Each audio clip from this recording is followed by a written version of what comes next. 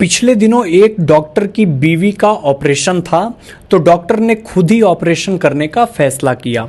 उसने 2 lady doctor को सहयोग के लिए बुला लिया। डॉक्टर ने बेहोशी की दवा अपनी बीवी को दी, लेकिन उसकी बीवी बेहोश नहीं हुई। फिर उसने बेहोशी का इंजेक्शन लगाया, फिर भी उसकी पत्नी को कोई असर नहीं हुआ। तब डॉक्टर ने तेज क्लोरोफॉर्म सुंघाने का फैसला किया। तभी डॉक्टर की बीवी बोली, तुम कुछ भी कर लो, जब तक तुम्हारे साथ ये दोनों रहेंगी मैं बेहोश होने वाली नहीं हूं।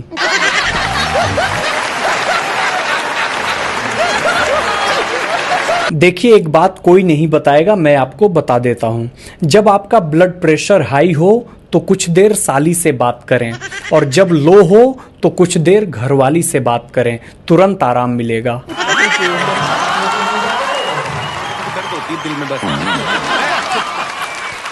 एक बार एक नानी ने अपने पोते से कहा, सो जा डिप्लोमा सो जा। तभी पड़ोसी ने पूछा कि बार बार इसे डिप्लोमा क्यों बुलाती हो। तभी नानी ने कहा कि मेरी लड़की कॉलेज डिप्लोमा लेने गई थी, ये लेकर आ गई।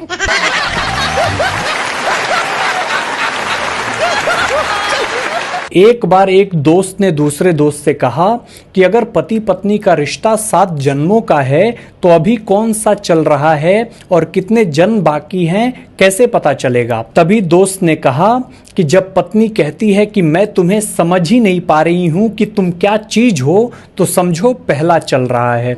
और यदि वो कहे मैं तुम्हें सिर से पांव तक अच्छे से जानती हूं, तुम्हारी एक एक रग से वाकिफ हूं, तो समझ लो ये 7वां जन्म है। स्त्री 1 की तुलना में स्त्री 2 ने लगभग 2 गुना अधिक बिजनेस किया है। इस बात से यह साबित हो गया है कि लोग दूसरी स्त्री को देखना बहुत पसंद करते हैं। देखो भाइयों, ज्यादा कट्टर होने की जरूरत नहीं है। लोग आजकल इतने कट्टर हो गए हैं कि मैं क्या बताऊं। अभी पिछले दिनों एक कार्यक्रम में मैंने एक से कहा कि भाई कांग्रेचुलेशन, तो उसने मेरे को घूरा और कहा भाजपा चुलेशन।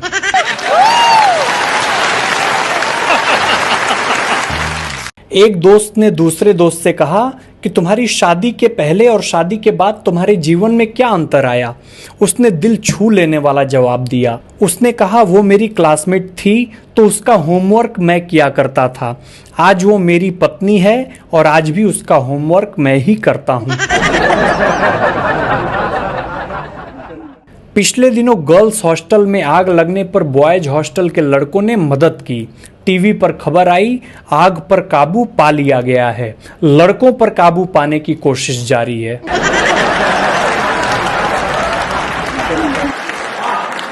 पिछले दिनों टीचर्स डे था। उन अध्यापकों को भी शिक्षक दिवस की बहुत बहुत बधाई दिया गया जो अपने विद्यार्थियों को इतना कूटते थे कि जब तक वो उनके पास ट्यूशन ना आने लग जाए। जिसको पतला होना है, सबसे अच्छा योगा मैं आपको बताता हूं। रोज सुबह पानी में नींबू और शहद डालकर पीने से 2 महीने में 3 किलो नींबू और 2 किलो शहद खत्म हो जाता है।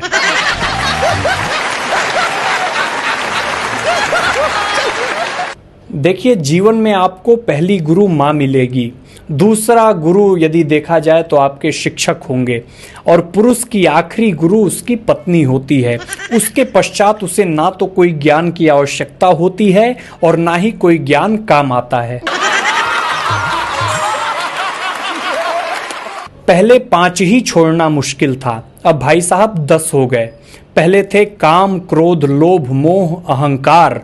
अब हो गए काम, क्रोध, लोभ, मोह, अहंकार, फेसबुक, इंस्टाग्राम, ट्विटर, यूट्यूब और व्हाट्सएप। एक बार एक दुखी पति ने अपनी पत्नी के लिए खूबसूरत लाइन लिखी। उसने लिखा कि नस नस में हो तुम, बस बस में नहीं हो तुम। पति पत्नी में हो रहा झगड़ा पति के एक वाक्य से रुक गया। सुंदर हो इसलिए कुछ भी कहोगी क्या? इसके बाद पत्नी ने कुछ नहीं कहा और पति को चाय बिस्किट भी दिया।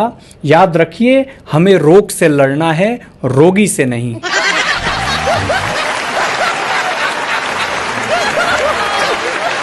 हिंदुस्तान की सबसे देशभक्त कौम शराबियों की है।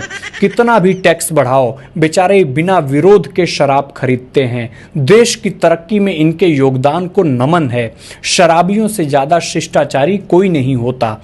पैग अगर तबीयत से लग जाए तो टकराई हुई भैंस को भी बहन जी सॉरी बोलकर आगे बढ़ जाते हैं।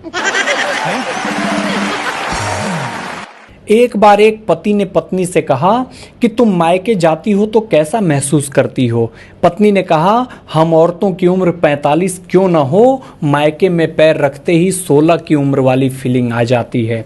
पति बोला, ओ अच्छा। पत्नी बोली, तुम कहो तुम्हें ऐसी 16 की उम्र वाली फीलिंग कब आती है। पति बोला, बस हमारा भी वही, जब तुम मायके जाती हो।